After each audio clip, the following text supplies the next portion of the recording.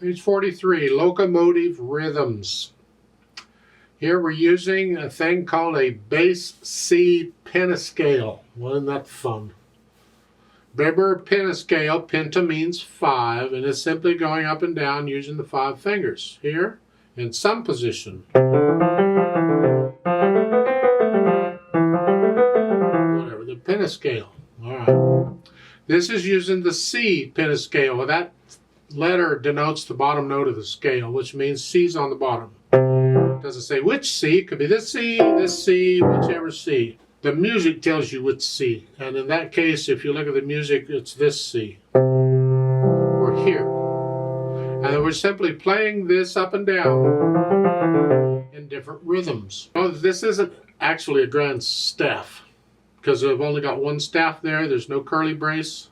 But they want you, I guess, they want you to play each of these 4 lines in this locomotive rhythm as though it's one piece of music. Because if you look at the bottom at the end of the last line, you have the thin and thick bar line, which tells you it's the end of the piece. So it's like, okay, this whole thing is one piece of music. Because we could have taken these lines one line at a time, separately. Except we don't have 4 locomotives going, we got one. And it looks like they're sort of speeding up or something. I'm not sure what this locomotive is trying to do. But the first line is just quarter notes. 1, 2, because of 4/4 time. Did I say 4/4 time? I can't remember. It's 4/4 time. Okay. The second line is eighth notes. 1 and 2 and 1 and 2 and. Third line is a combination of those. 1 and 2. And then the last line is mostly eighth notes again, with slightly mixed up.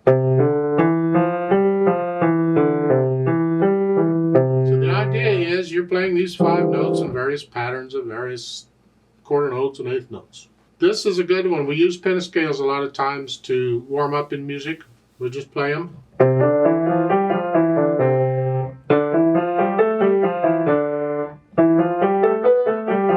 Just kind of warm the fingers up a little bit.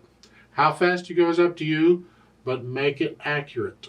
It should be even and controlled all the time. Let's play this together, just to make sure we got the rhythms, because the rhythms are switching out. Notes aren't a problem, and hopefully you know the names of these notes in this music. If you don't, they say 2 new notes, a D and an E. Well, you need to memorize them. The D is the middle line on the bass clef staff, and the E is in the upper middle space. Memorize those notes as quickly as you can so you know the names of the notes in the music instantly. Well, let's play this slowly together, just to make sure you got these rhythms. Now I'm going to collapse my wrist on the beat. 1, 2, not a lot, just a little bit. So I don't want to play with a stiff wrist, because stay relaxed. I'll give us 4 counts. 1, 2, and ready, and go, and 1, and 2.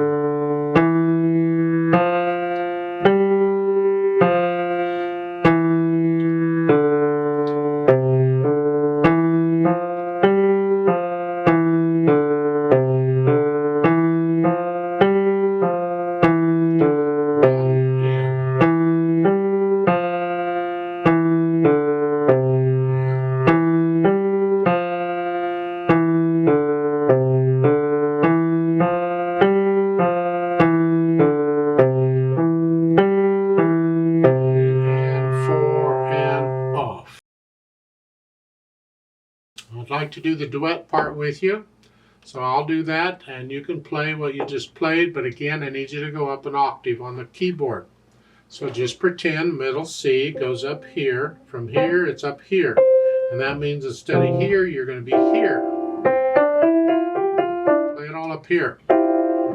Again, I'll give us 4 counts, but I'm going to speed this up a little bit. Hopefully you can play this without hesitating, and the notes are all even and everything. I want to warn you that I'm playing eighth notes throughout. So it's like this first line, when you're up here, I'm playing quarter notes, you're up here. I'm playing eighth notes, more like this.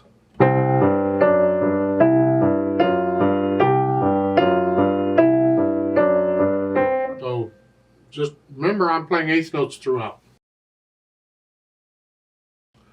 1, 2, ready, go.